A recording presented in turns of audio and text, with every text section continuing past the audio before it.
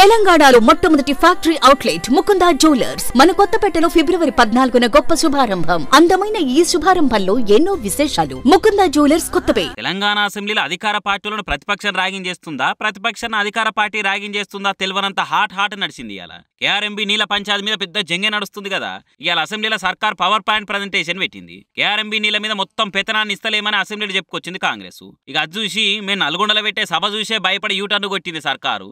ఇది ఈరోజు శాసనసభలో ప్రాజెక్టులు కేఆర్ఎంబీకి అప్పచెప్పమని మేము తీర్మానాన్ని ప్రవేశపెడుతున్నామని ఈరోజు కాంగ్రెస్ పార్టీ ముందుకు రావడం అంటే డెఫినెట్గా ఇది తెలంగాణ ప్రజల విజయం, బీఆర్ఎస్ పార్టీ విజయం.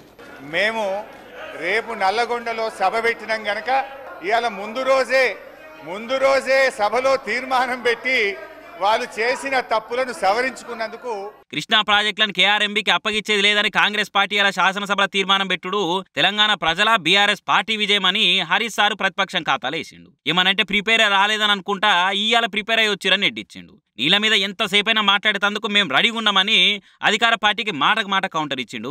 సీఎం మంత్రులంతా ఒక దిక్కు, హరీష్ సార్ ఒక దిక్కు అనేట్టే నడిచింది ఇలా సభలో. ఎందుకంటే తెలంగాణ వచ్చిన కొత్తలో హరీష్ సారే నీళ్ళ మంత్రిగా చేసిండు. ఏ ప్రాజెక్టులో ఎంత నీళ్లు ఉంటాయో ఏం కథనో హరీష్ సార్కు బాగా ఎరికే. అందుకు ఆయన తప్ప ఇంకెవరు జవాబు ఇచ్చేందుకు సాహసం చేయలే. అసెంబ్లీలో కేసీఆర్ సార్ మీద ఈగ వాలకుంటే ఎప్పటికప్పుడు కౌంటర్లు ఇచ్చి అధికార పార్టీలను ధీటుగా ఎదుర్కొంటున్నాడు మొత్తానికి.